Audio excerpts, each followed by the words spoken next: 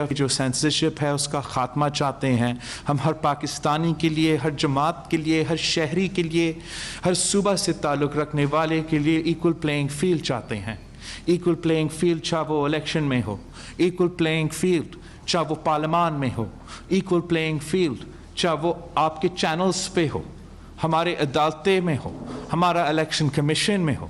سب کو equal playing field ملنا چاہیے، ورنہ اس ملک میں جمہوریت آگے نہیں بڑھ سکتا. اس ملک میں آج جمہوریت کا یہ حال ہے کہ میرا صوبہ میں ایک نیچرل ڈیزاسٹر ہوا ہے جو کہ نہ صرف ایک نیشنل خبر ہونا چاہیے تھا مگر ایک انٹرنیشنل خبر بھی ہونا چاہیے تھا. یہ میں جانتا ہوں کہ میرا صوبہ میں کیا نقصان ہوا ہے، اس لیے میں خود جا کے اپنے آنکھوں سے دیکھا ہوں. میں نے خود جا کے اپنے سیلاب متاثرین سے بات کر کے پتہ کیا ہے، اس لیے مجھے پتہ ہے کہ ہمارے صوبے کے عوام کے اس وقت کیا مشکلات ہے. ہمیں پتہ ہے کہ سوات میں بھی سیلاب کا نقصان ہوا. ہمیں پتہ ہے کہ گلگت بلتستان میں بھی سیلاب کے نقصان کچھ علاقے میں ہوا. ہمیں پتہ ہے کہ بلوچستان میں جب ہمارے یہاں مانسون کا تاریخی بارش ہو رہا تھا تو وہاں بھی فلیش فلڈز اور بارش ہو رہا تھا. پورا پاکستان میں، جیسے میں نے سیلاب متاثرین کو یہاں دیکھا، پورا پاکستان میں سیلاب متاثرین ہیں جن کا گھر تباہ ہو چکا ہے، جن کا پکا گھر ہو یا کچا گھر ہو نقصان ہوا ہے. پورے پاکستان میں جہاں جہاں یہ بارش اور سیلاب کا نقصان ہوا ہے، فصل تباہ ہو چکا ہے. ہمارا جب میں اپنا میرپور خاص ڈویژن کے دورہ میں تھا، وہاں کا چاہے وہ چلی کراپ ہو، چاہے وہ ہمارا کاٹن کراپ ہو، چاہے بدین کا ٹومیٹو کراپ ہو، بہت نقصان ہوا ہے. اس نقصان کو اب اس حالات میں، معاشی حالات میں، جب اس سے پہلے ہم کووڈ کی وجہ سے بہت سے معاشی نقصان اٹھا رہے تھے، ہمارا کسان بھی معاشی نقصان، ہمارے مزدور بھی معاشی نقصان اٹھا رہے تھے، اور ساتھ ساتھ جو ٹڈی دل کا حملہ، جو لوکلز کا حملہ چل رہا تھا، یہ اس کے بعد اس قسم کا نیشنل ڈیزاسٹر ہونا ہمارے کسانوں کا معاشی قتل ہے. اور ہم مطالبہ تب سے کر رہے ہیں، آج بھی کر رہے ہیں، وفاقی حکومت سے جو پورے پاکستان کے نیشنل ڈیزاسٹرز کے ذمہ دار ہیں.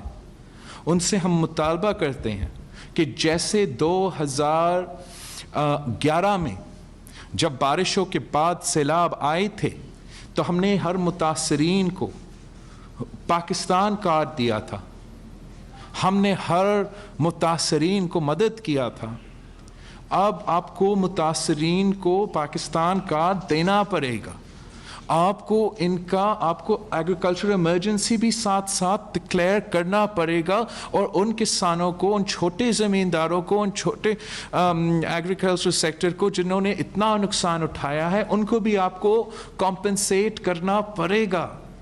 اگر پاکستان کی معیشت کا بیک بون زراعت ہے تو اس وقت پاکستان کی معیشت کی بیک بون ٹوٹ چکا ہے، اور وفاقی حکومت کو ایمرجنسی ایکشن لینا پڑے گا ہمارا کسانوں کو مدد کرنے کے لیے.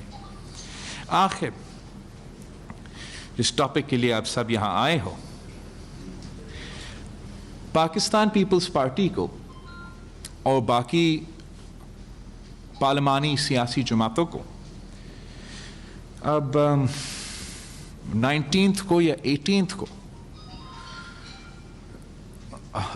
ہم اپروچ کیے گئے کہ گلگت بلتستان پہ ایک نیشنل سیکیورٹی بریفنگ کے لیے ہمیں دعوت دی گئی.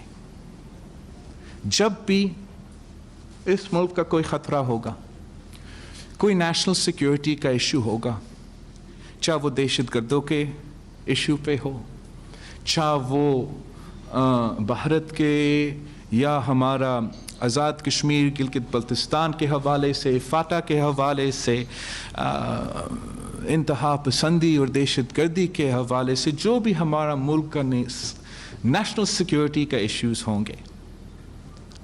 कल भी हम इस पे एक है, आज भी हम इस पे एक है, और इंशाअल्लाह ताला आगे जाके हम इस पे एक ही होंगे। हमेशा से जो नेशनल सिक्योरिटी के नाम पे मीटिंग्स बुलाए जाते हैं, जो in camera off the record meetings होते हैं, उस पे हम डिबेट नहीं करते, उस पे मैं आपके सामने नहीं लेकर आता हूं। जब मैं आपके साथ, इसलिए मैं आपका भी इज्जत करता हूं और आप मेरा भी इज्जत करते हो, जब मैं आपसे किसी भी इस हॉल में बैठा हुआ जर्नलिस्ट से ऑफ द रिकॉर्ड बात करता हूं, तो I trust you and you trust me enough to know कि मैं वो बात कहीं और नहीं करूंगा। आज मैं मजबूर हो के आपके सामने सिर्फ इस हद तक बात करना पड़ूंगा, इसलिए कि कुछ गैर जिम्मेदाराना लोग जिनका कोई ताल्लुक नहीं है ना नेशनल सिक्योरिटी से, ना गिलगित बल्तिस्तान से, ना आजाद कश्मीर से, ना फॉरेन पॉलिसी से, जिन्होंने इस मीटिंग में एक लफ्ज नहीं कहा, आजकल हर टीवी चैनल पे आके बात कर रहा है। मैं समझता हूं कि जो नेशनल सिक्योरिटी का पर्सपेक्टिव से ये मीटिंग बुलाया गया, इस किस्म के बातों से national security issues, foreign policy issues मुतनाज़ा होते हैं, और ये जिसका भी स्पोक्सपर्सन है, उनको फौरी उसको कहना चाहिए कि चुप हो जाए और कोई भी गैर जिम्मेदाराना बात ना किया जाए। हमने नेशनल सिक्योरिटी ब्रीफिंग्स हमें लेना पड़ेंगे, आगे भी हमें नेशनल सिक्योरिटी में मिलना पड़ेगा।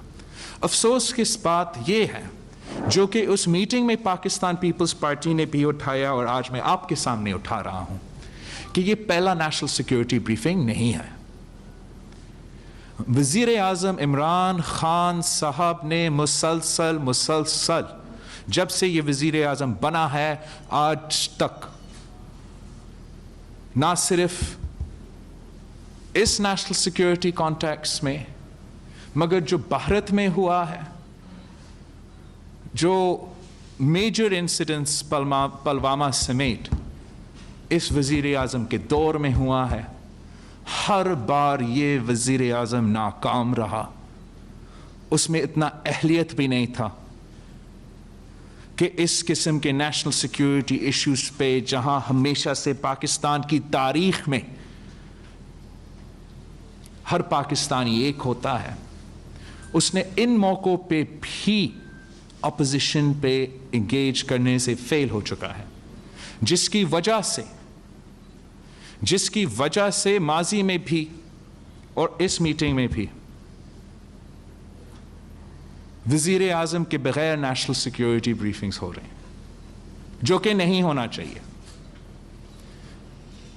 अगर होना चाहिए तो वजीर आजम की मौजूदगी में होना चाहिए था। हम सब इस बात का एतराफ़ करते हैं। उस मीटिंग में जो भी मौजूद है शायद इस बात को सेकंड भी कर देते। ये एक इस हुकूमत का फेलिंग है जो कि दुरुस्त होना पड़ेगा। वजीर आजम का जिम्मेदारी है, वजीर आजम का रिस्पॉन्सिबिलिटी है, वो उस कुर्सी पे बैठा है जिसका जिम्मेदारी है अपोजिशन से इंगेज करना। अपोजिशन भी मुहिब्बे वतन है, हुकूमत में भी जो भी हमारा इख्तिलाफात है वो मुहिब्बे वतन है। जब कश्मीर की बात आएगी, जब नेशनल सिक्योरिटी की बात आएगी, जब इंतहा पसंदी की, दहशतगर्दी की बात आएगी, हमने हमेशा कोऑपरेट करना चाहा, ماضی میں ہمیشہ کیا ہے. اس موجودہ سیٹ اپ نے اب ایسے ماحول بنایا ہے جہاں شاید خدا نہ خواستہ ہم وہ سیکیورٹی نہیں فیل کریں گے کہ جو ہمارا نیشنل سیکیورٹی کے جو کنورسیشنز ہوں گے, جو بریفنگز ہوں گے, وہ بھی کانفیڈینشیل نہیں رہیں گے.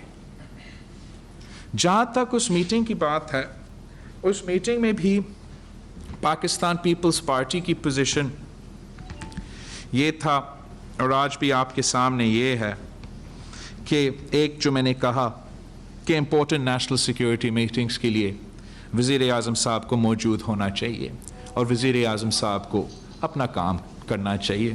اگر نہیں کر سکتا ہے تو استعفیٰ دو, کسی اور کو وزیر اعظم بننے کا موقع دو جو اپنا رسپانسبلٹیز سنجیدگی کے ساتھ لیتا ہے اور ہر چیز پہ اپنی ذاتی سیاست کا نہیں سوچتا. پاکستان پیپلز پارٹی نے اس میٹنگ میں اور آج آپ کے سامنے یہ ہمارا موقف ہے کہ گلگت بلتستان کے عوام اپنے مستقبل کے فیصلے خود لیں گے. گلگت بلتستان کے عوام کا یہ حق ہے اور وہ اپنے مستقبل کے فیصلے خود کریں گے. نے وہاں اس میٹنگ میں بھی پوائنٹ آؤٹ کیا تھا کہ ایک بندہ بھی گلگت بلتستان سے تعلق رکھنے والا اس میٹنگ میں نہیں تھا. گلگت بلتستان کے مستقبل کے فیصلے ہم چاہتے ہیں وہ خود لے. ہم نے اس میٹنگ میں کہا اور آج بھی کہہ رہے ہیں کہ فی الفور گلگت بلتستان میں فوراً صاف اور شفاف الیکشنز کروایا جائے. گلگت بلتستان میں میرا خیال میں اگر صاف اور شفاف الیکشنز نہیں کروایا گیا تو اس سے زیادہ ہمارا نیشنل سیکیورٹی تھریٹ اس وقت نہیں ہے. دوسری بات کہ پاکستان پیپلز پارٹی کا 2018 مینیفیسٹو آپ سب کو یاد ہے. میں اس ملک کے ہر کونے میں جا کے اس مینیفیسٹو کو لہراتا تھا. اس مینیفیسٹو کا پیج 56 گلگت بلتستان کے اصلاحات کے بارے میں ہے. میں آنے والے گلگت بلتستان کے الیکشنز اسی مینیفیسٹو پہ لڑوں گا. ایک کاما اور فل سٹاپ تبدیل نہیں کروں گا. اور میں ساتھ ساتھ مطالبہ کرتا ہوں باقی جماعتوں پہ, باقی سیاسی جماعتوں جو گلگت بلتستان کے الیکشنز میں حصہ لیں گے کہ وہ بھی اپنے الیکشن مینیفیسٹوز میں جو ابھی ان کا موقف شاید تبدیل ہو رہا ہے تو وہ اپنے مینیفیسٹوز کو بھی اپڈیٹ کر لیں. آپ اپنے مینیفیسٹوز پہ لڑیں, صاف و شفاف الیکشنز کروائیں. جو بھی گلگت بلتستان کے منتخب اسمبلی فیصلہ کریں گے ہمارے سر آنکھوں پہ. یہ جمہوری طریقہ ہوتا ہے اور ایسا ہی گلگت بلتستان کے عوام کے فیصلے کیے جائیں گے.